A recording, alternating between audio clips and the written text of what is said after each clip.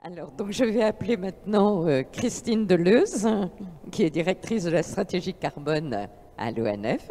Bonjour. Installez-vous, je vous en prie. Oh, j'ai laissé un stylo, mais c'est pas grave. Allez-y, et puis prenez un micro aussi. Voilà. Alors, Nicolas Portier, qui est donc enseignant à Sciences Po et qui s'occupe de l'école urbaine de Sciences Po, qui a 17 ans aussi de travail en intercommunalité et qui va nous parler d'un rapport sur la planification. Et enfin, Marion Messador, pardon, de Kairos, qui nous expliquera aussi un petit peu. Bon, je vous laisse prendre le fauteuil, allez-y. Voilà. Bon, moi, je vais rester derrière vous, c'est pas... Enfin, non, non, non, non, non, non, non, non, non, non, non, non. Voilà, on va faire ça, ça va être parfait. Effectivement. Alors, bon, donc cette table ronde, aujourd'hui, là, on doit parler ensemble. On est un petit peu en avance, c'est ça que vous regardez. Mais comme il nous manque quelqu'un et qu'on a commencé avec un peu de retard, voilà, on va essayer de rattraper. Ça va vous laisser un petit peu plus de temps, en fait, pour évoquer les choses et d'en parler un peu plus longuement. Alors, cette table ronde, donc, se préoccupe beaucoup de la question qui se pose aujourd'hui, puisque la grande question par rapport au réchauffement climatique en ce qui concerne le bois, c'est est-ce que finalement on aura suffisamment de bois pour continuer à jouer un rôle de décarbonation et de continuer effectivement. Alors, sont en cours plein de textes aujourd'hui qui sont les uns qui sont un peu suspendus, les autres qui sont en reconversion. Je parle pour l'Europe. On va avoir sans doute aussi des textes qui vont être repris. On a des données qui ne sont pas arrivées à temps. Enfin bref, c'est un peu difficile au niveau de toutes les stratégies nationales bas carbone qui devaient être fournies. J'englobe beaucoup plus de choses que la SNBC, mais il y avait énormément de choses à faire. Alors, Christine Deleuze, je vais vous laisser la parole en premier. Vous êtes sans doute la personne qui, à l'ONF, est celle qui renseigne le mieux le gouvernement. En tout cas, qui est toujours interrogée. Toujours interrogée. Vous êtes donc la grande spécialiste de la réflexion sur la biomasse et sur les puits de carbone. Donc, je vous laisse la parole. Allez-y. Alors, merci beaucoup de cette introduction, Dominique, et merci pour cette invitation. Effectivement, alors on réfléchit beaucoup carbone à l'ONF, mais il n'y a pas que le carbone, hein, parce qu'en fait, je suis sur un poste qui a été créé très récemment pour justement essayer de réunir un peu des informations.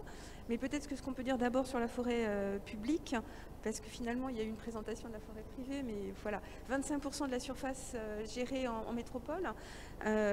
Effectivement, c'est environ 4,6 millions d'hectares, avec environ un tiers qui sont les forêts privées de l'État, les forêts domaniales, pour lesquelles l'ONF est acteur principal, mais 2 tiers, ce sont les forêts des collectivités, pour lesquelles on est uniquement gestionnaire, et ce sont les collectivités qui restent décisionnaires sur ces forêts-là.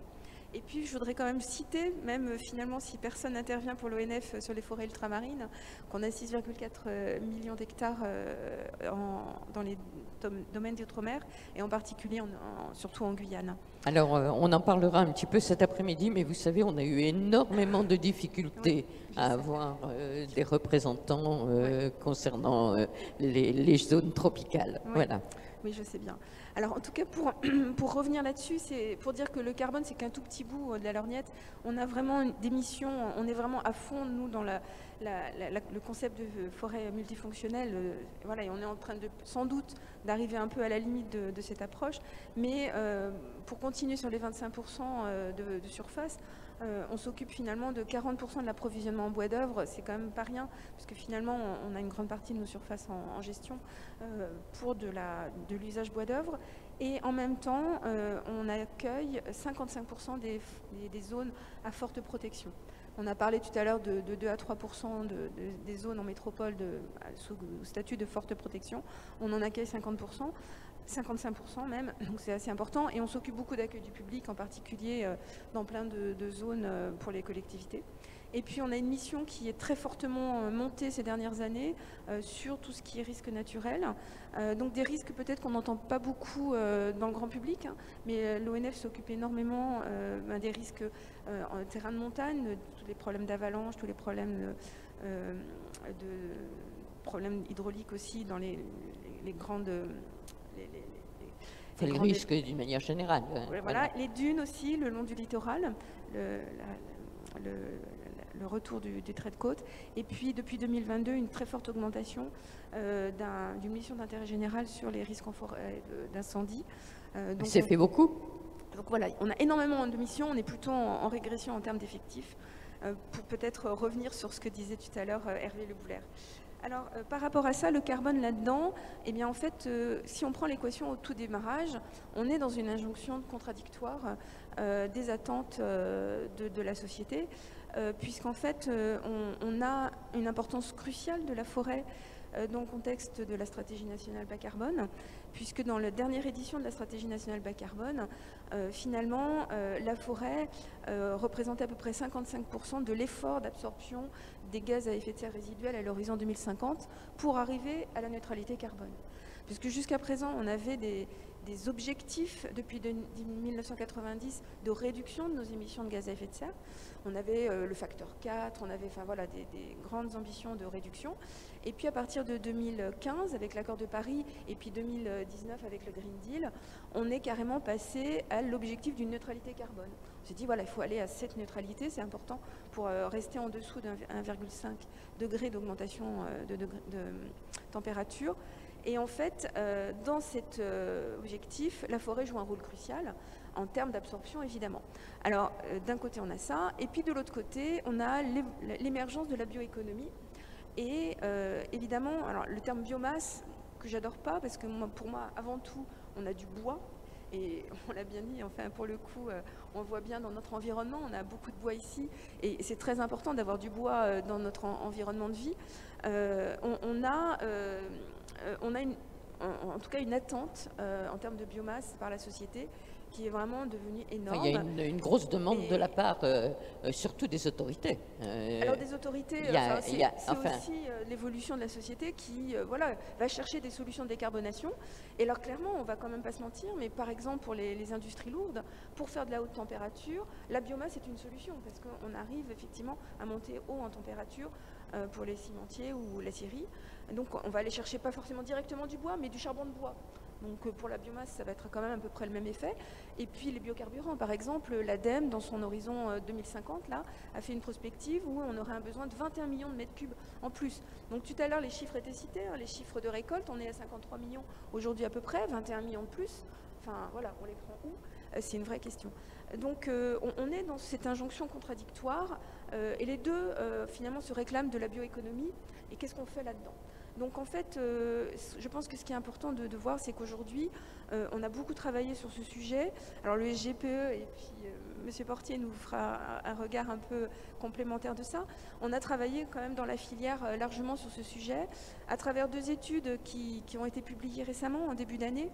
L'une qui vient de l'IGN avec le FCBA, qui nous fait un peu une prospective à 2050, voire 2080, sur différents scénarios, à la fois climatiques, de récolte et d'efforts de reconstitution de la forêt. Et puis un scénario complémentaire, je dis complémentaire parce qu'il y a une partie qui est commune dans ces deux études, qui est plutôt sur l'approche bouclage de la filière et bilan carbone qui a été réalisé par Carbone 4 pour la filière. Donc ça nous donne un petit peu des idées de la suite.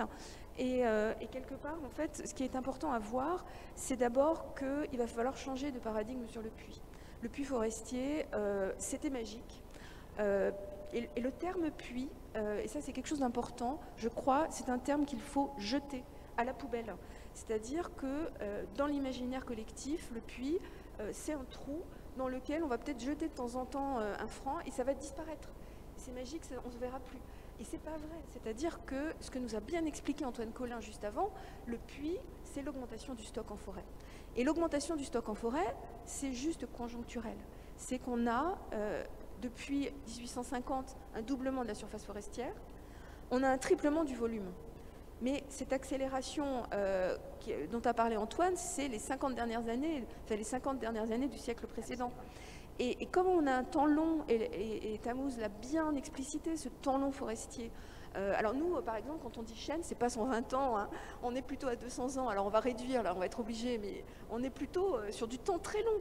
Et il faut voir que la charpente de Notre-Dame, c'est 300 ans. Enfin voilà, et 300 ans, ben, on revient largement à 1850. Donc on est dans cet effet d'augmentation de la surface qui fait une augmentation du capital sur pied. Et c'était magique, parce qu'en 2013 à peu près, cette augmentation magique faisait que l'ensemble de la filière forêt-bois compensait 20% à peu près des gaz à effet de serre. Alors ça, c'était merveilleux. Et la stratégie nationale bas carbone, et les projections à l'époque étaient relativement cohérentes. Bon, ils ont toujours un petit côté optimiste, hein, forcément, les politiques publiques, mais c'était quand même cohérent. On se disait, ben, on va tabler quand même sur un énorme potentiel de compensation résiduelle en forêt. Depuis, on a été rattrapé par les crises, et ça, on l'a bien vu dans les chiffres d'Antoine.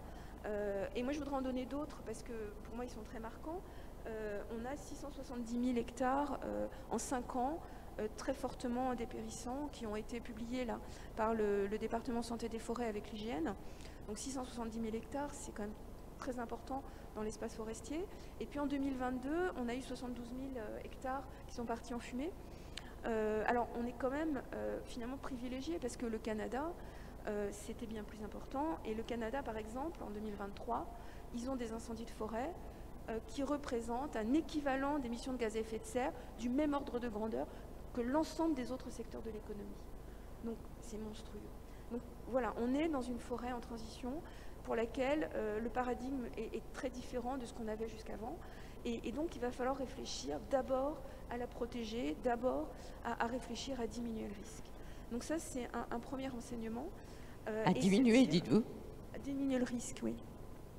Et diminuer le risque, ça veut dire sans doute qu'on ne va pas forcément réfléchir uniquement à augmenter le puits. Le puits, il était conjoncturel. On va réfléchir, je pense, à maintenir une pompe à carbone.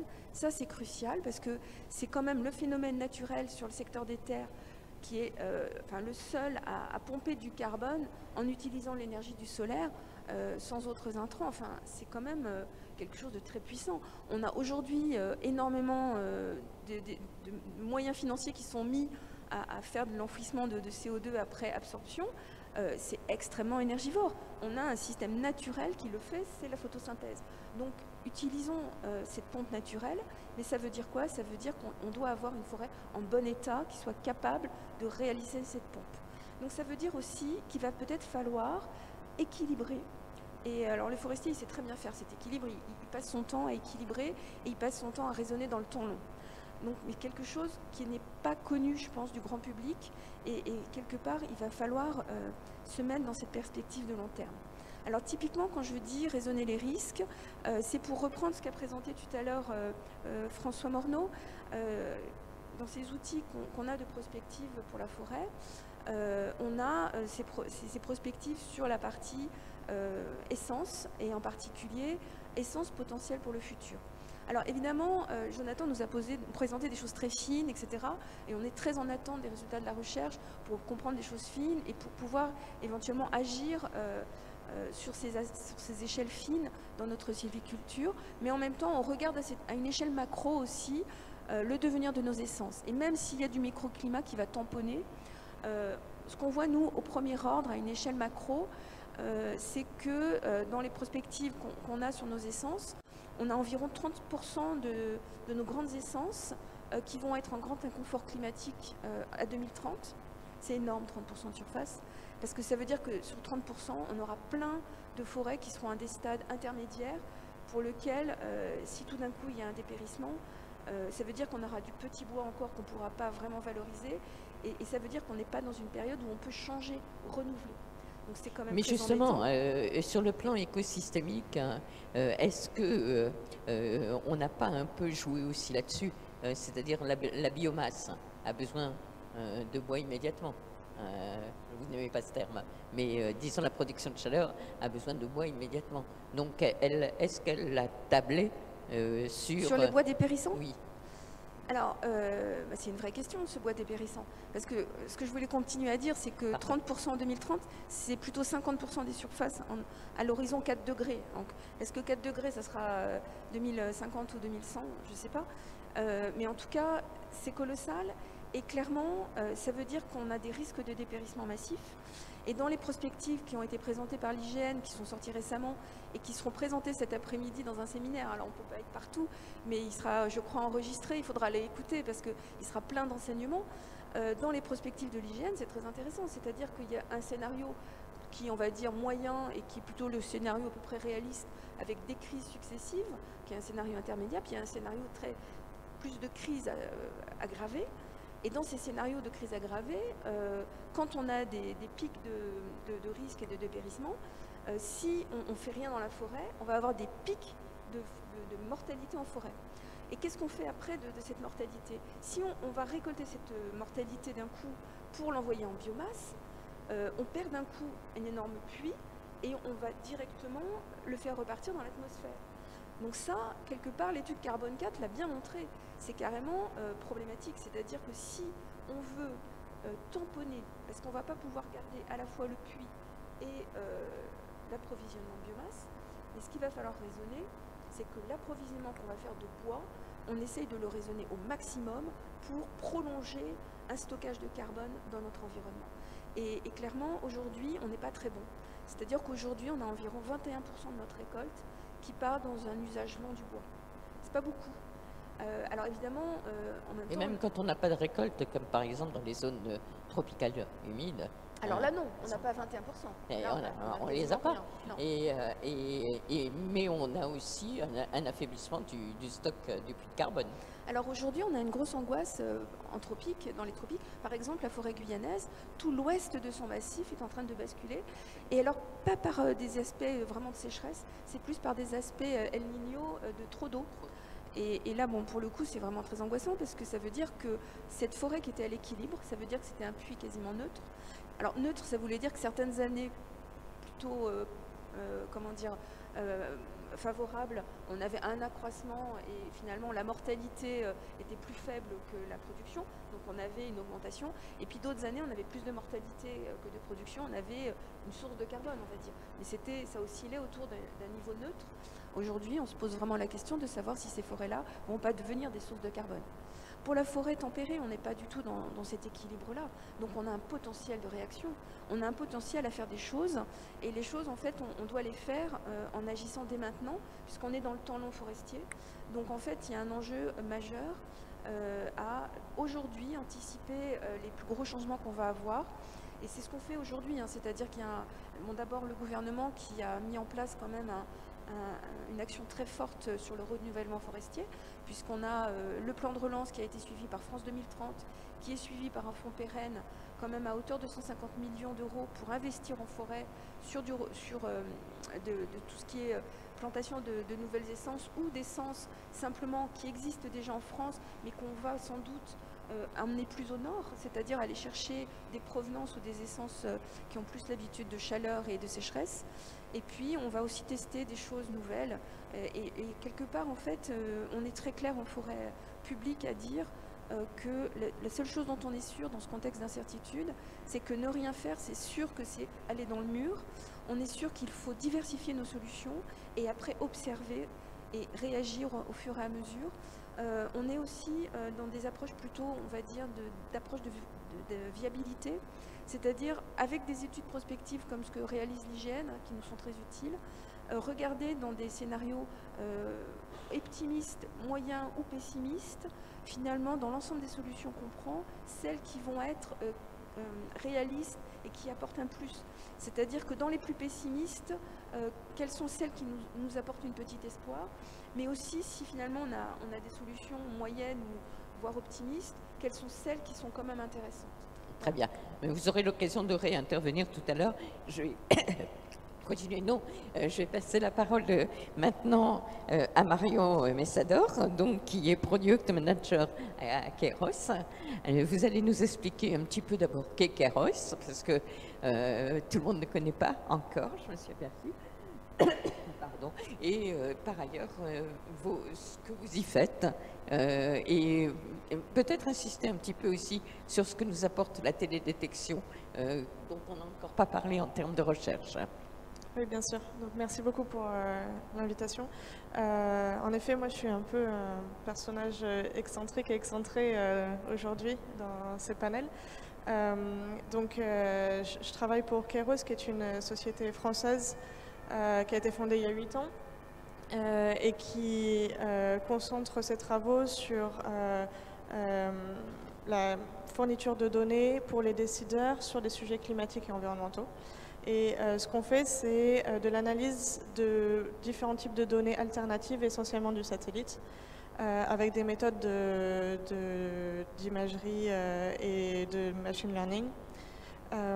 Et on vend ces données à des décideurs publics, comme les Nations Unies, le gouvernement français, aussi à des assureurs et à des investisseurs. On travaille sur 3 grands volets qui sont la mesure des gaz à effet de serre, notamment avec un gros sujet méthane. On détecte les grandes émissions de méthane dans le monde, on les attribue aux sources responsables anthropiques, on mesure les quantités émises et aujourd'hui c'est utilisé directement notamment par des autorités de régulation pour imposer des amendes sur les entreprises responsables. On a un deuxième volet qui est le suivi de la transition énergétique. Donc là, c'est vraiment générer la donnée qui permet de comprendre où est-ce qu'on en est sur les équilibres en termes de production et consommation énergétique pour mieux piloter la suite. Et ensuite, il y a un grand volet nature en général. Donc c'est vraiment suivi des écosystèmes naturels et des risques climatiques et environnementaux, et donc c'est la partie que moi je pilote pour la société. Donc en effet, ce qui est intéressant, c'est que depuis ce matin, on a parlé énormément sur la base de données. Et c'est quelque chose qu'il faut relever, c'est que sur la forêt française, en particulier en métropole, on a énormément d'informations. On a des gens extrêmement compétents, mais des organismes très très poussés qui vont faire énormément de relevés et qui vont analyser ces données. Et donc ça, c'est vraiment une très grande richesse. Et une richesse dont on constate qu'elle est assez absente ailleurs à l'étranger, parce que nous, on utilise du satellite un peu en France, mais beaucoup pour informer les décisions ailleurs où on n'a pas une aussi bonne donnée. Et d'ailleurs, souvent, on apprend, nous, sur la forêt française, pour pouvoir exporter cette expertise dans des endroits où l'information est beaucoup plus lacunaire. Pourquoi est-ce que le satellite c'est intéressant dans cette configuration et encore plus à l'étranger? C'est parce que ça permet de passer à l'échelle de manière beaucoup moins coûteuse que les méthodes traditionnelles qui consistent à aller sur le terrain ou à utiliser des drones ou des avions. Et aussi parce que ça permet de mettre à jour beaucoup plus rapidement, ça a été évoqué précédemment, les cartographies que l'on réalise par des méthodes traditionnelles qui, par essence, sont généralement plus précises. Mais en fait, utiliser des images qui sont produites tous les 5 jours, ça permet d'avoir un retour sur notre état des lieux.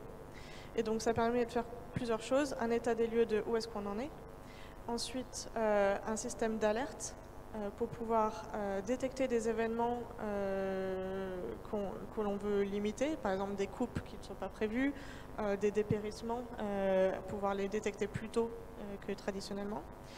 Donc en fait, c'est destiné, ces informations, vous les destinez à qui? Donc aujourd'hui, nous on est une société commerciale, donc on vend cette donnée.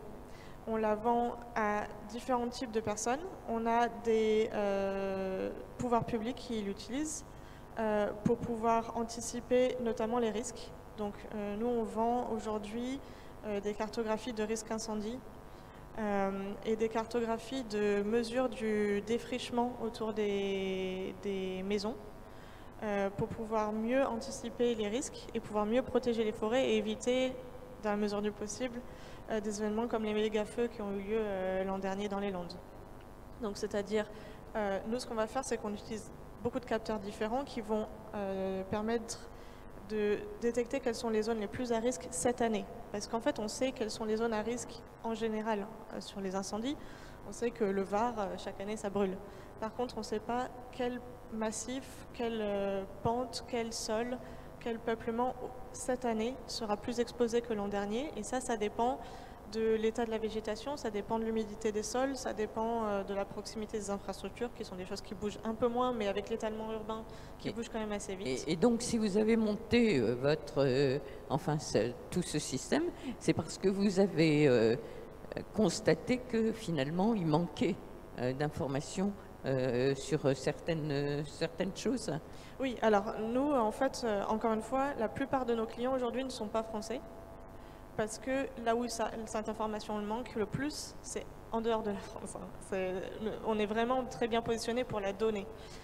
Ceci dit, cependant, en France, il manque quand même encore des choses. Et il manque des choses que le satellite arrive à résoudre plus facilement que d'autres méthodologies. Donc il y a l'estimation des risques en court terme. Il y a aussi la mesure de biomasse à l'échelle. C'est quelque chose que nous, on fait en utilisant des données à 10 mètres de résolution. Si on veut estimer le puits de carbone et son évolution, il faut pouvoir le mesurer de manière uniforme sur tout le territoire. En France, c'est compliqué, mais on peut faire. En Guyane, c'est encore plus compliqué. Donc, avoir des outils qui passent à l'échelle très facilement, alors que la pénétration terrain physique est complexe, c'est vraiment très utile. Et ça permet, encore une fois, de repérer des événements qui mettent à mal ce puits de carbone. En Guyane, il y a une problématique d'orpaillage illégal qui a un impact, d'ailleurs pas que sur les arbres, mais aussi sur les sols et les cours d'eau, puisqu'on utilise du mercure. Donc c'est vraiment important de pouvoir détecter, quantifier ces événements. Et le dernier aspect, c'est aussi, je pense là où c'est utile, ces outils-là, c'est une manière de mieux piloter les politiques publiques. Tous les intervenants ce matin ont dit qu'il faut faire des expérimentations et les mener maintenant. Et on va se planter sur certaines et puis réussir sur d'autres, mais il faut commencer parce que l'horizon est lointain, mais à l'échelle d'un arbre, c'est demain. Avoir des outils qui permettent de vérifier de manière constante où est-ce qu'on en est, comment ça évolue, comment ça se comporte dans différents types de crises, et le comparer à des écosystèmes équivalents dans d'autres régions, ou des écosystèmes dont on se demande si on ne devrait pas essayer de les reproduire.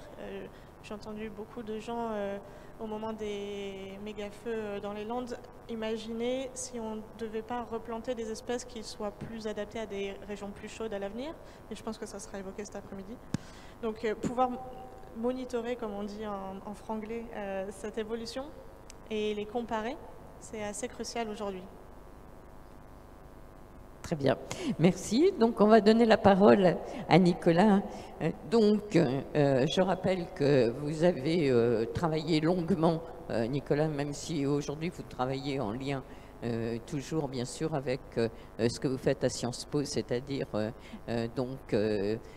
l'urbain d'une manière générale, les sciences de la ville, et vous avez donc travaillé beaucoup avec les intercommunalités. Vous connaissez bien le territoire français et actuellement vous suivez même les COP régionales dont finalement on parle très peu et c'est dommage. Voilà. Alors, si vous êtes un peu là aujourd'hui, c'est parce que on a toute cette notion de la gestion de la forêt. Il va falloir la planifier, il va falloir la régionaliser. On a vu qu'il n'y avait pas une forêt, mais qu'il y avait des forêts. On est sur... Est-ce que tout cela est bien pris en compte? Et est-ce que cette complexité, justement, dans les travaux que vous faites sur toute cette planification, d'abord, vous nous en parlez un peu, je vous laisse en parler, et puis ensuite nous expliquer un peu comment par rapport à la forêt, tout cela est pris en compte. Oui, je suis à l'école urbaine, mais on ne parle pas que d'urbain, parce que moi je m'occupe surtout de territoire, c'est ma passion depuis mes années ce qui n'existe plus, à la DATAR. Je m'occupais des pays, il y avait beaucoup des chartes de pays, on travaillait déjà sur les questions de forêt, donc dans les années 90-2000, début des années. Et après je me suis occupé en effet comme délégué général de l'Association nationale des intercommunalités. Et maintenant, je me consacre à des cours et à des travaux d'études, de recherche et sur les sujets qui me passionnent, notamment de transition écologique et de planification et de territorialisation de cette planification. Parce que le mot est à la mode, mais la planification, on en faisait sans le savoir, puisqu'on est maintenant à la 3e génération de documents qui ont été évoqués, de stratégie nationale bas carbone, de plan d'adaptation au changement climatique, de programmation pluriannuelle de l'énergie, ce triptyque qui forme notre stratégie française énergie-climat. Tout ça est compliqué, mais ça prend quand même beaucoup plus de corps aujourd'hui, avec des équations très compliquées. Tous les sujets qu'on aborde aujourd'hui sont extrêmement compliqués. Et ce qui est intéressant, et ce qu'il y a de nouveau aujourd'hui, me semble-t-il, dans ces démarches, c'est la territorialisation. Donc depuis quelques mois, Madame Borne, ancienne Première ministre, avait engagé une volonté de régionaliser. La loi déjà disait que la PPE, la programmation pluriannuelle de l'énergie, devait être régionalisée. C'est une nouveauté, c'est un rendez-vous qu'on a dans l'année, on voit qu'on prend du retard. Et c'est de voir comment ces objectifs qu'on se donne pour décliner des objectifs mondiaux, accord de Paris, européens, l'ajustement 55, le Fit 55, qui a failli être mis en cause, mais qui, à mon avis, va plutôt être confirmé, en tout cas dans ses grandes lignes, c'est-à-dire baisser nos émissions très rapidement de 55% par rapport à 1990. On a commencé à baisser. Souvent, je fais des petits sondages auprès de mes étudiants, mais aussi beaucoup de gens croient encore que nos émissions augmentent. Heureusement, on a commencé à les infléchir, mais ce n'est pas du tout la courbe. Je dis souvent, on est sur une piste verte, il faut maintenant attaquer des pistes noires pour abattre vraiment ces émissions. Mais on est maintenant quand même dans une sorte de nouvelle logique, et plus on prend du retard, plus la pente va être dure pour tenir nos engagements internationaux et notre trajectoire nationale. On est comptable devant nos partenaires européens. Et on a pris des engagements, on prend des engagements qui avaient été présentés à l'automne, assez ambitieux pour décarboner, changer de modèle, dans des délais relativement courts, avec 2 échéances majeures structurantes qui concernent tous les pays, et ça c'est assez intéressant, 2030-2050. Alors la nouveauté, je disais, c'était maintenant de descendre d'échelle, comme on dit dans la planification, d'abord de régionaliser, avec des documents de planification régionaux qui ont changé de nature ces dernières années, que ce soit sur le fameux zéro artificialisation nette, que ce soit sur des objectifs d'économie circulaire, etc. On a maintenant des documents assez structurants au niveau régional. Et puis au niveau plus local, je m'en suis longtemps occupé, c'était les plans climat, air, énergie territoriaux. On en est à la 3e, 4e génération. C'était assez gentillé au départ. C'était, comment je dirais, des documents de bonnes intentions. Maintenant, ça devient assez structurant en termes d'objectifs, de bilan de gaz à effet de serre, de chiffrage, de métriques. Et on voit bien que l'état des savoirs dans tous les domaines progresse. Donc on a maintenant, si vous voulez, des échelles de territorialisation de cette planification. Et depuis l'automne, se sont ouverts des concertations dans toutes les régions. Ça devait s'engager entre novembre et décembre. Ça a pris un peu de temps dans d'autres régions. Je pense en Bretagne, en Île-de-France, ça a été ouvert, ces concertations, en avril. On voit bien que les événements de janvier, les manifestations agricoles, l'arrivée des élections européennes, dont on présentait quand même un certain nombre d'enseignements, faisait qu'on a mis un petit peu, d'un point de vue médiatique, sous l'été noir ces sujets-là, mais sur le terrain, alors certainement avec pas l'enthousiasme qu'on aurait pu espérer, mais il y a quand même des concertations qui ont été ouvertes, d'abord par des présentations, par le secrétariat général à la planification écologique qui a fait un travail considérable de synthèse de données pour arriver à faire tenir, boucler, comme ils disent, des scénarios en regardant tous les leviers de décarbonation. Et ça a intérêt de sortir chacun un peu de sa niche pour voir en effet les interdépendances systémiques que nous avons dans tous les domaines. On ne peut pas lire tout seul dans sa bulle. Vous évoquiez le fait qu'il y avait très peu de données sur les forêts. Comment ? Je vais y arriver sur la forêt, bien sûr.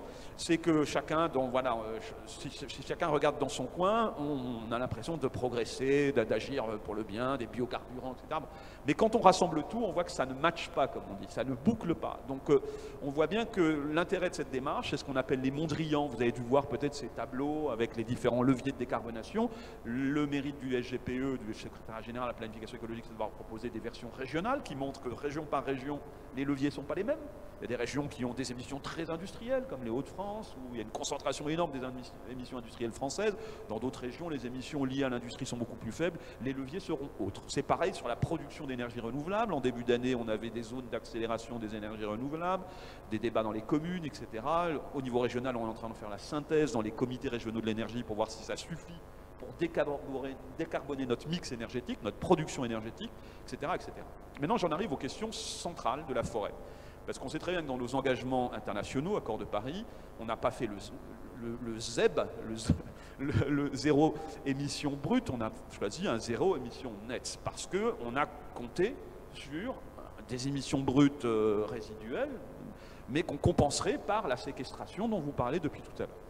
En France, on avait l'impression qu'on était pas mal en séquestration carbone, grâce justement à l'expansion de notre couvert végétal et notamment de la reprise de la forêt par développement spontané dans des friches agricoles, mais en tout cas, on avait plutôt une croissance cadastrale de la forêt. Voilà. Et puis, malheureusement, on a vu depuis quelques années que c'est pas si simple, que nos évaluations, parce qu'il y a tous ces travaux qui ont été faits absolument remarquables, hein, ce qui a été fait par l'IGN, tout ce savoir, ce qui est fait, bon, les progrès des savoirs sont très impressionnants, je trouve, en quelques années, mais justement, on a bien vu, en lançant cette nouvelle réflexion pour une nouvelle stratégie nationale bas carbone, le Haut Conseil pour le climat l'avait déjà dit, c'est que notre puits carbone ou autre chose, notre stackage carbone est beaucoup moins performant sur les grades, sous l'effet, et c'est là où il y a des effets de rétroaction, changement climatique, méga-feux, micro-agresseurs, tout ça fait que notre canopée est plus fragilisée et que là où on pensait qu'il y avait 40 ou 50 millions de tonnes séquestrées, en plus, qu'on est plutôt à la moitié, hein, et encore on est en train de préciser, même dans les fameux Mondrian dont je parlais du secrétaire général à la planification écologique, il y a des cases, notamment sur la forêt, avec des points d'interrogation encore. Parce que l'état des savoirs, notamment dans les versions régionalisées, on ne sait pas encore bien l'état des... Donc tous les autres domaines sont renseignés, mais là on voit qu'on a encore des petits points d'interrogation à lever. Tout le monde sait qu'en tout cas, on ne pourra plus agir comme par le passé en pensant que ça se développe tout seul. Il va falloir en effet non seulement protéger les forêts, je pense au règlement européen qui vient d'être adopté, RIC-RAC, vous avez vu sur la question des habitats, donc c'est un lien avec notre sujet, avec on n'est plus dans une logique uniquement préventive, nous sommes maintenant dans une logique réparatrice, de reconquête, de restauration de cette capacité de tous les co-bénéfices de la forêt, parce qu'on a évoqué bien sûr les aspects carbone, mais on a aussi tous les enjeux d'eau. Il y a la protection des sols, dans lesquels aussi il y a une importante quantité de carbone qui est stockée. Donc on voit bien que, si vous voulez, ces espaces, ces patrimoines communs que sont les forêts, et je rallongerai aussi sur tout le végétal, les bosquets qui ont beaucoup régressé, pour leur part, les haies, dans tous les scénarios de planification régionalisée, il y a des ambitions de regagner en longueur, en linéaire de haies, parce qu'on a plutôt 6 km qui disparaissent pour un qui est replanté. Donc on a aussi, et là il y a des vertus, je dirais, écologiques, importants non seulement pour séquestrer, mais aussi pour protéger les sols, pour garder la qualité des paysages, pour cacher aussi parfois des équipements d'énergie renouvelable qui ne plaisent pas à tout le monde. Donc on a quand même des... Oui, c'est important, parce que je vois qu'il y a des expériences tout à fait probantes qui sont en train de se faire. En tout cas, on a beaucoup de sujets sur le végétal pour arriver à ce que notre trajectoire de décarbonation puisse être non seulement cohérente sur le papier, mais être mise en œuvre réellement sur le terrain. Alors en termes d'action, cette planification, on doit avoir des feuilles de route. Bon, avant les nouvelles, on va voir ce qui se passe avec les élections législatives, mais ça nous engage de toute façon au niveau européen. On est censé avoir des feuilles de route régionalisées, on est dans une phase de diagnostic. Ces rencontres, ces COP régionales se sont traduites par des déclinaisons dans les départements, avec les élus, les préfets, les parties prenantes, comme on dit, c'est le but des COP, donc tous les professionnels. Il y a un sujet forestier comme il y a beaucoup d'autres sujets, et ça a vocation ensuite, si vous voulez, à se traduire par des plans d'action plus opérationnels et se décliner très finement à travers des contrats de transition écologique remaniés avec notamment les intercommunalités, les communes. Et je pense qu'il y a certainement dans ces documents plus opérationnels, à partir d'objectifs qui seront régionalisés, il y aura certainement un volet forestier important à construire. Et c'est là où on arrive sur la complexité des sujets qui ont été abordés. C'est là où on a vu en effet que ces dernières années, on est allé un peu peut-être trop loin dans, par exemple, le bois énergie, parce que beaucoup de nos concitoyens ne savent pas, mais que notre principale énergie renouvelable pour le moment, c'est quand même la biomasse, c'est quand même le bois, que ça a été encore très fortement encouragé il n'y a pas si longtemps que ça, même dans le cadre de la relance. Beaucoup de collectivités d'ailleurs font de la chaleur avec du pellet, avec des scieries proches, pensez bien faire d'ailleurs. Mais on voit bien que depuis un an ou deux, on commence un peu à mettre en garde. Je voyais le travail de France Stratégie, voilà, de dire en effet, là, dans les concurrences d'usage, si on veut vraiment avoir le meilleur levier de stockage, de séquestration, il faut faire durer le bois dans les parquets, dans l'industrie, dans les matériaux, dans les forêts elles-mêmes, et que le bois énergie, c'est peut-être pas mal à court terme pour effacer des fossiles, mais on aura besoin certainement de freiner un petit peu cette consommation, pas du jour au lendemain, mais pour essayer de la réorienter vers divers usages. Alors ça peut prendre un rebours, ça je dois le dire, parce qu'on a beaucoup encouragé, et beaucoup de collectivités sont très très fiers aujourd'hui d'avoir fait des pas en avant sur tout ce qui est chauffage collectif, chauffage urbain, réseau de chaleur, etc., d'avoir commencé à décarboner, et puis la crise énergétique récente aussi par rapport au prix, beaucoup ont trouvé dans la solution biomasse des leviers d'économie.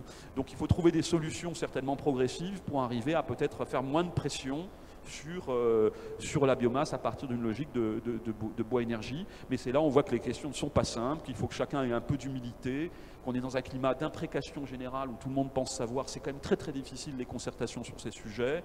Personne n'a de solution magique. Par rapport à nos sujets dont on parle, il y a certains territoires qui ont très très peu de couverts forestiers, d'autres qui c'est quasiment 95% de leur superficie, un rapport à la forêt tout à fait différent. Et puis ce que je peux dire, voilà, je pense par exemple à des régions comme la mienne en Bourgogne-Franche-Comté ou dans le Grand Est, ce qui s'est passé en effet avec tous les micro-agresseurs, etc. Ça consterne des populations. Je vois en forêt de Chantilly, où je vais souvent, une mobilisation collective, parce que la forêt est extrêmement vulnérable. Donc ça va même au-delà des sujets de décarbonation, c'est quand même des sujets quasiment de patrimoine, de loisirs, de mode de vie qui sont en cause. Donc la forêt, pour moi, est vraiment au centre de tous nos sujets.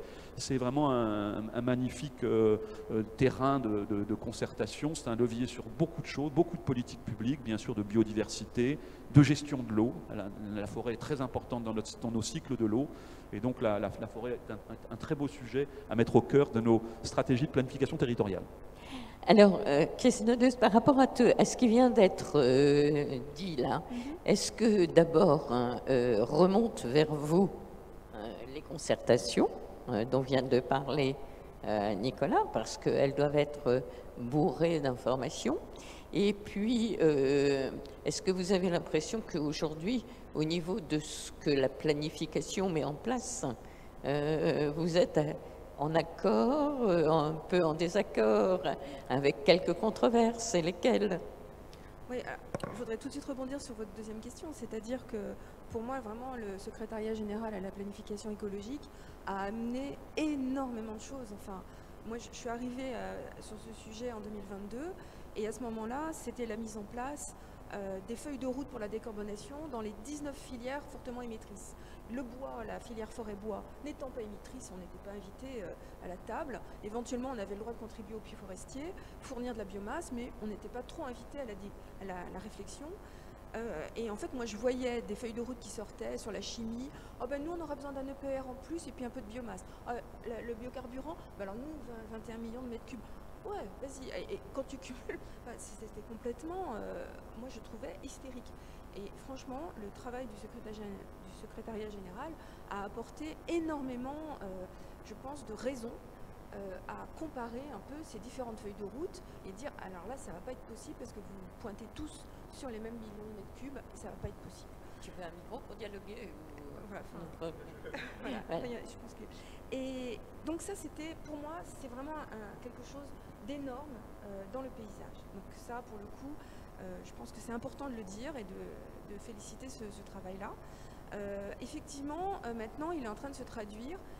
Moi, simplement, pour la partie forêt, je suis relativement inquiète. C'est-à-dire que, effectivement, nos collègues en région, et d'ailleurs, on en a discuté avec l'IGN, on dialogue sur ces sujets-là, on a des remontées de sollicitations par les préfets plutôt, de nos collègues en région, qui sont assez démunis. Parce qu'en fait, on n'a pas forcément encore complètement les mêmes chiffres tous partagés. Il y a encore beaucoup de points d'interrogation. Et moi, ce qui m'angoisse énormément, c'est que quand même, on ne va pas se mentir, c'est une négociation. Et que tant qu'il y a un point d'interrogation, bon, ça ne va pas être trop regardé. Et c'est embêtant parce que finalement, il va certainement y avoir des secteurs où on va dire « Oh là là, non mais là, vous nous voulez tel effort, ce ne sera pas possible. Non, nous, on veut beaucoup moins d'efforts. » Mais à la fin, il ne faudrait pas que ça revienne. Qui est-ce qui fait le bilan pour que ça soit neutre? Parce que ce ne sera pas la forêt au final. Soit parce qu'il faudra stocker plus et on mettra la forêt sous cloche, soit parce qu'il faudra prélever plus. Enfin, voilà, je pense que quelque part la forêt est revenue grâce au SGPE un peu dans la discussion générale. La stratégie nationale bas carbone aussi a remonté ce sujet Et finalement, c'est le seul sujet à la forêt qui n'est pas encore complètement fini de discuter. Donc ce retard nous handicape, mais en même temps a permis d'avoir des résultats assez quantifiés pour vraiment poser le débat. Donc quelque part, je pense qu'effectivement aujourd'hui, il y a beaucoup de choses qui se jouent, aussi bien au niveau national qu'au niveau territoire. Par contre, peut-être, je pense que c'est important pour dire, parce qu'il y a aussi le grand public qui est touché là par tous les journalistes, et je pense que c'est important de dire que dans l'évolution récente de l'énergie, en fait, on était dans une zone un peu floue, un peu ventre mou, qui faisait qu'on n'était pas forcément conscient. Voilà. Je suis désolée. On n'était pas forcément conscient. Enfin, nous, ça résonne tellement ici qu'on a l'impression que ça parle très fort. Je suis désolée. Et en fait, on n'était pas forcément très conscient que vraiment ça devenait très tendu. Parce qu'en fait, on a dans les 53 millions de récoltes environ en ce moment, même si ça a augmenté récemment, mais voilà, moi j'ai ces chiffres-là en tête, 20 millions de bois d'œuvre, 10 millions de bois industrie, on a un gros 20 millions bois énergie, et en fait, on a eu une augmentation, millions de mètres cubes. On a une augmentation très très forte de ce qu'on appelle la plaquette forestière, qui est finalement le bois énergie commercialisé. C'est celui que vraiment on voit. Et en fait, finalement, on est allé le récolter, il a fortement augmenté, il a triplé en quelques années. Et cette récolte de bois énergie, finalement, on s'est dit, c'est bon, la forêt, on arrive à tirer, ça se fait bien. C'est pas en surexploitant la forêt, hein, parce que les chiffres sont pas les chiffres de l'EGN, on stocke encore. Donc, c'est pas en surexploitant la forêt. Donc, finalement, c'était cool, on arrivait à tirer plus. Voilà. Et en fait, c'est parce qu'on a une grosse partie qui était de l'autoconsommation, qui reste aujourd'hui quand même de 13 millions de mètres cubes, hein, donc qui est quand même assez colossal. Et c'est quoi? C'est l'autoconsommation des gens dans les territoires.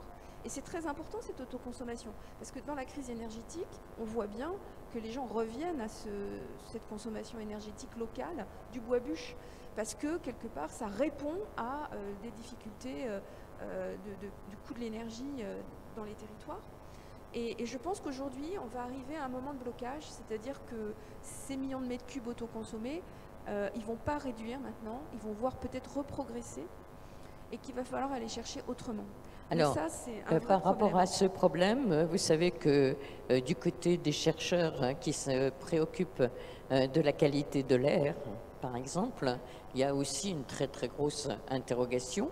Londres, par exemple, vient de s'apercevoir que les feux commençaient à être une production de carbone qui arrive juste derrière les transports. Bon, bien sûr, les gens qui se préoccupent de la pollution de l'air se préoccupent des pollutions, enfin des particules fines qui sont émises par l'ensemble de ces foyers. Et une règle vient d'être imposée justement aux élus de faire l'inventaire des foyers qui sont en exercice. Et le maire de Toulouse, par exemple, ne sait absolument pas comment faire, parce que rien n'a jamais été organisé, n'a jamais été nommé. Donc Londres peut le faire parce que Londres a lutté comme le Canada lutte à cause de l'impact sur le smog, mais nous n'avons pas de données. Alors on va se rencontrer.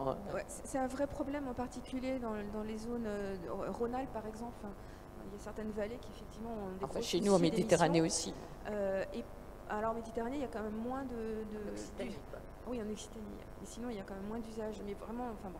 En tout cas, il y a des réponses techniques à ça. C'est-à-dire qu'il y a vraiment des foyers maintenant qui sont quand même bien améliorés pour limiter ces émissions. Certainement que les réseaux un peu importants, les réseaux de chaleur, c'est des solutions techniques aussi pour diminuer, parce que c'est des solutions techniques qui permettent d'avoir des combustions beaucoup plus propres que les foyers individuels et surtout les foyers anciens. Et puis il y a aussi la qualité du bois qui est brûlé, c'est-à-dire que quand c'est du bois récolté, mal conservé et très humide, là on a une combustion incomplète et c'est vraiment ça qui est la source des plus grosses émissions. On a des solutions techniques, et il faut aider les gens à avoir des solutions techniques pour leur foyer, ou alors augmenter aussi les réseaux collectifs. C'est une vraie solution et ça permet certainement aussi d'être plus efficace dans l'usage de biomasse pour la chaleur.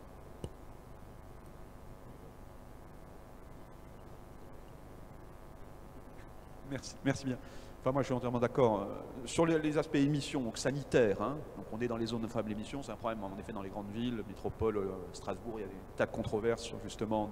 Il y avait une ambition très très forte dans les énergies renouvelables qui est un peu prise à revers à Strasbourg. C'est une des métropoles les plus engagées dans sa stratégie de décarbonation, etc. Mais ils ont voulu faire de la géothermie, ils ont eu quand même des problèmes de secousses sismiques, donc on a été obligé d'arrêter. Il y a ces sujets en effet très sensibles. Donc on a des problèmes de santé publique avec des émissions, même si les techniques progressent, et donc il faut nuancer, mais c'est un sujet. Après, la pression sur la biomasse, on voit bien avec ce qui a très bien été dit à l'instant par le travail justement de mise un peu en boucle des différentes trajectoires de décarbonation, de voir un petit peu les interdépendances systémiques, que le travail du secrétaire général à la planification écologique, on voit bien qu'on n'a pas beaucoup de leviers d'action sur notre mix énergétique futur sur la biomasse. Voilà. D'ailleurs, si on se met un peu dans la longue durée, la biomasse n'est plus tellement un problème à la fin du XXe siècle parce qu'on était passé aux fossiles, au plastique, alors que ça a été toujours un peu le verrou énergétique des sociétés. Hein. Les excès de pression sur les écosystèmes forestiers, c'est ce qui limitait d'une certaine façon la croissance économique ou l'industrialisation. On avait des phénomènes de limite. Donc on a eu un moment de baisse comme ça, historique, notamment en Europe, de cette pression et même de prélèvement sur la biomasse, mais depuis le début du XXIe siècle, ça commence à remonter. Donc on voit bien qu'on va avoir des concurrences d'usage, et donc on a besoin en effet d'avoir des vraies doctrines d'emploi prioritaire, et c'est vrai que les usages de bois d'œuvre, notamment parce que aussi dans les procédés constructifs dans la planification, on voit bien qu'il faut substituer beaucoup de choses à l'acier, qui est extrêmement émissif, même si demain on le décarbone avec de l'hydrogène, je vois, rien que sur ce qui nous reste de sidérurgie en France, c'est quasiment Mittal à Fos et Mittal à Dunkerque, ça fait 15 millions de tonnes. C'est plus que ce qu'on espère en termes de gains, de séquestration dans la stratégie française énergie-climat avec une bonne gestion forestière. Hein. Donc décarboner aussi, c'est-à-dire peut-être un peu moins d'acier dans un certain nombre de constructions, de revenir donc à des usages industriels, d'écomatériaux, du bois. Donc il va falloir en effet réguler les concurrences d'usage et pas externaliser nos problèmes. Parce qu'on a des règles protectrices en Europe sur les biocarburants qui ont été évoqués, mais si c'est pour les importer et d'aller prélever utiliser de l'huile de palme pour faire des biocarburants, pour monter l'incorporation, le taux de biocarburant dans le trafic aérien, bon, d'un point de vue planétaire, c'est nul. Parce qu'évidemment, nos raisonnements, il faut un petit peu se décentrer de temps en temps. Ce que je reproche à nos planifications européennes, nationales, et aujourd'hui, c'est qu'on raisonne encore en émissions territoriales. Or, je pense qu'il y a des points aveugles. Si on continue à raisonner comme ça, on délocalise tout ce qui émet, on importe tous les procédés productifs très émissifs, et même on fait même les instruments de notre transition écologique, nos panneaux photovoltaïques, on les fait faire avec du charbon en Chine. Bon, on a bonne conscience chez nous, ça ne marche pas. Et de plus en plus, on est obligé de raisonner en empreinte carbone globale, en cycle de vie, et de voir simplement en usage final où ça a été prélevé, etc., pour avoir un raisonnement qui n'a de sens, bien sûr, qu'à l'échelle mondiale. Voilà, tout ça pour juste finir sur cette... donc moi je suis dans mon travail là en cours avec j'ai fait de nombreux entretiens avec des élus locaux, des préfets, les agences nationales, des fédérations professionnelles, etc. Pour être positif, on est loin d'avoir trouvé des réponses à tout. Mais comme je trouve qu'il faut essayer d'avoir des messages positifs par les temps qui courent, je trouve quand même intéressant la dynamique. Il y a plein de limites, plein d'impensés, plein de préjugés, etc. Mais je trouve quand même très intéressant cette nouvelle approche, vous voyez, avec toutes les parties prenantes, se rapprochant des territoires, cherchant un peu de chiffrer les choses, de trouver des métriques, de faire progresser un peu l'état des savoirs, la connaissance. Et je trouve que même les gens qui sont sceptiques sur le résultat de tout ça, en disant on a déjà fait des documents, etc., reconnaissent en termes d'effet d'apprentissage, de sensibilisation, de compréhension aussi de la complexité. Je trouve quand même qu'il y a un vrai progrès du débat public. Merci. Est-ce qu'il y a des questions? Oui, Valérie? Alors, il faut lui donner le micro.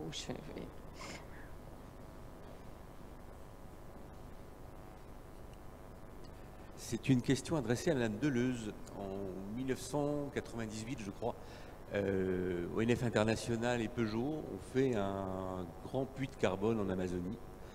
Et je voulais savoir où il en était. Alors, il a été vendu ou il est en cours de vente, en fait. Il a rétrocédé parce que finalement, ONFI change. Alors, moi, je ne suis pas spécialiste de cette partie-là. Hein. Vous aviez voulu inviter ONFI, ils ne sont pas venus. Mais en tout cas, moi, ce que je sais, c'est qu'ils sont en train de vendre ou ils l'ont vendu. Voilà, pour plein de raisons, parce qu'ils changent un peu leur stratégie. Ils font des projets un peu différemment. Mais en termes écologiques, est-ce que ça a donné tous les espoirs qu'on avait nourris en lui ou pas vraiment?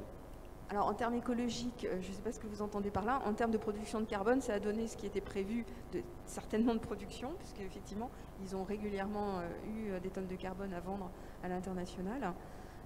Mais bon, pour savoir quand même ONF International intervient sur des zones où l'ONF n'intervient pas. Donc ce n'est pas les mêmes raisonnements de carbone. Donc, le problème, c'est que l'ONFI avait qui aurait pu venir effectivement pour nous parler de la zone tropicale, n'intervient pas, comme vient de le dire Christine, sur les départements. Donc toute la zone tropicale française étant sous juridiction française, c'est l'ONF qui intervient et pas l'ONFI. Et l'ONFI, actuellement, pour répondre à ta question, peut y répondre par des échanges qui sont faits actuellement avec le Brésil. Enfin, il y a énormément de projets qui sont montés avec le Brésil et l'ONFI.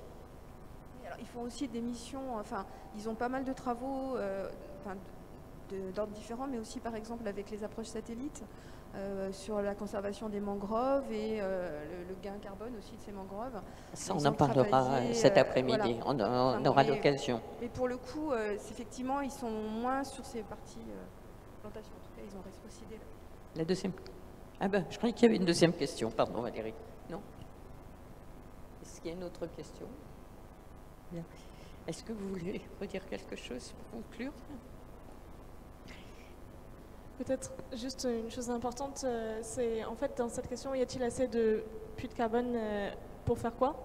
En fait, ce qu'on a discuté jusqu'à présent, c'est combien est-ce qu'on a de carbone, comment on fait pour le protéger ou le maximiser.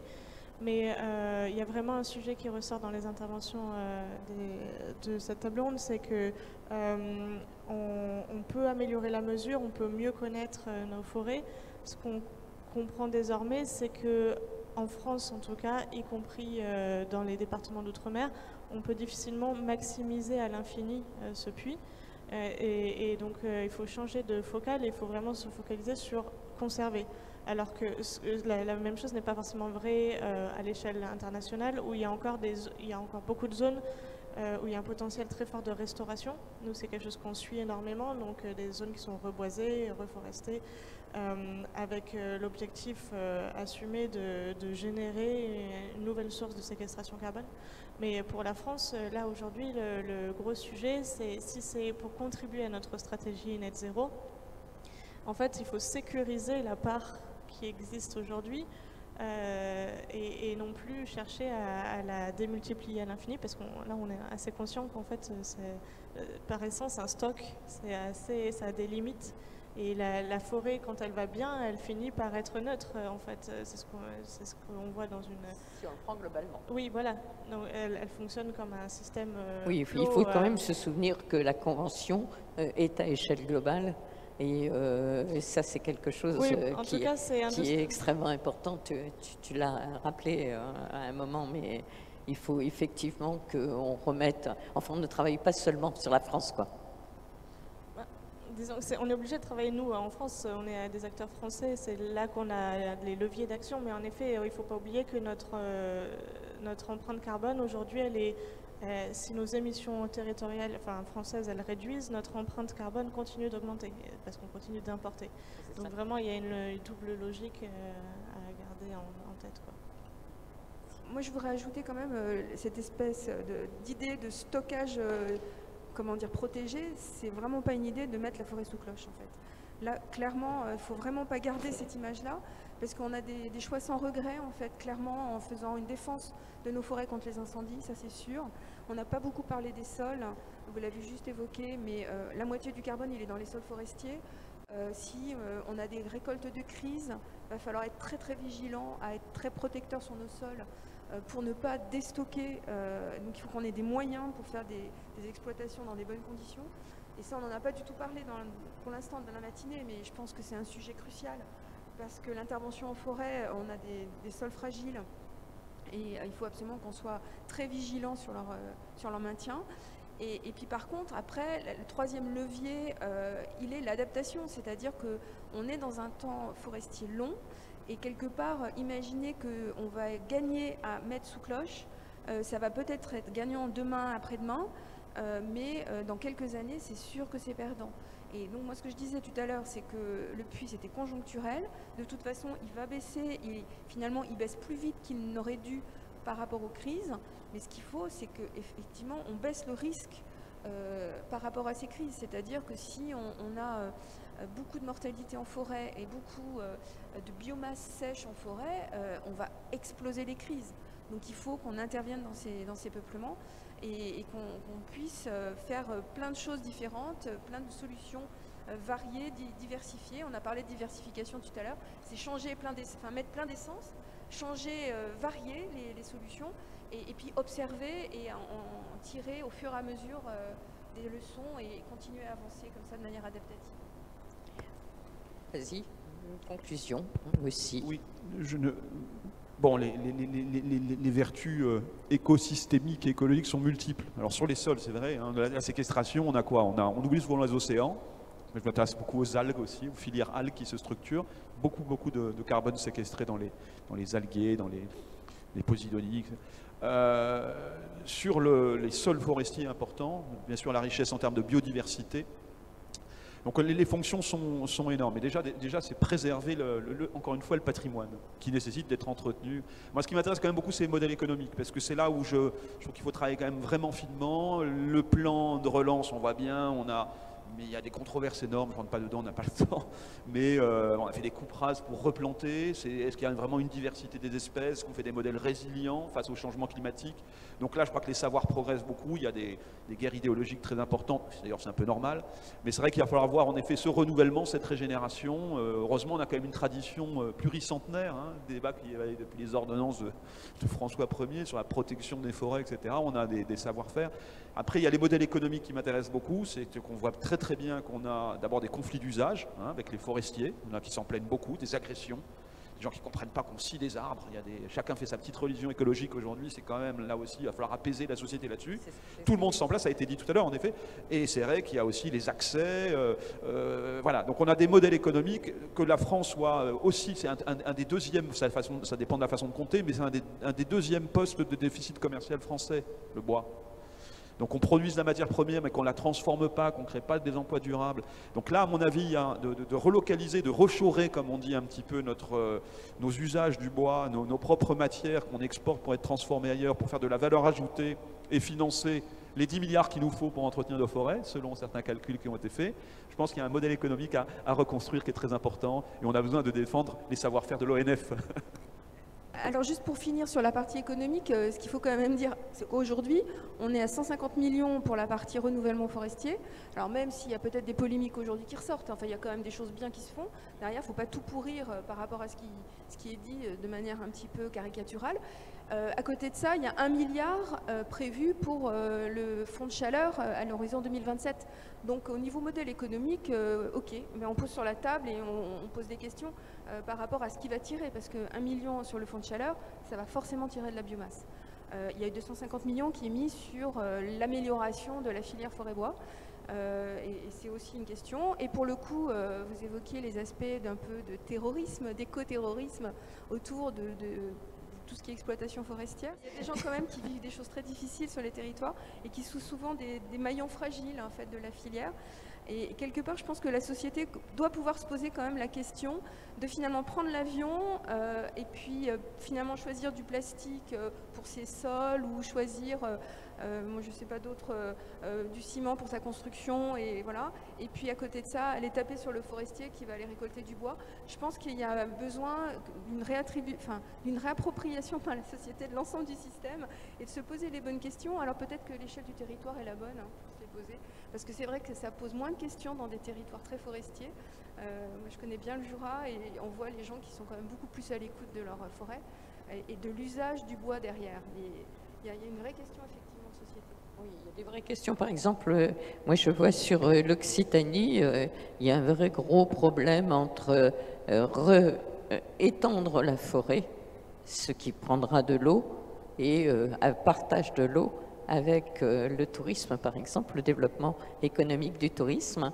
Et quand vous interrogez les gens de l'ONF en Occitanie ou au-dessus de Montpellier, ils ne sont pas tous favorables, et c'est un de leurs arguments de dire on ne peut pas étendre la forêt à l'infini, dans la mesure où plus de forêt, c'est plus d'eau. Voilà. Elle permet de réguler. Elle permet de réguler l'arrivée de l'eau quand même. Hein. C'est-à-dire que si Quand on il y en enlève a, toutes les forêts... mais quand on est en sécheresse comme c'est le cas. Oui, voilà. mais enfin, quand même, ça permet qu'elle rentre doucement dans les nappes. Enfin, si vous enlevez la forêt, vous allez avoir énormément de problèmes sur la gestion de l'eau. Hein. Enfin, alors là... Non, mais c'est pas... C'est au niveau de l'extension. C'est pas de... J'ai pas parlé du tout de réduire. Hein. J'ai parlé, quand on pose la question de l'extension, il pose le problème, effectivement, des problèmes, des conflits autour de l'eau. Est-ce qu'il y a quelque chose... je suis désolée d'avoir pris la parole en dernier. Voilà, on va s'arrêter alors. Et je vous remercie beaucoup.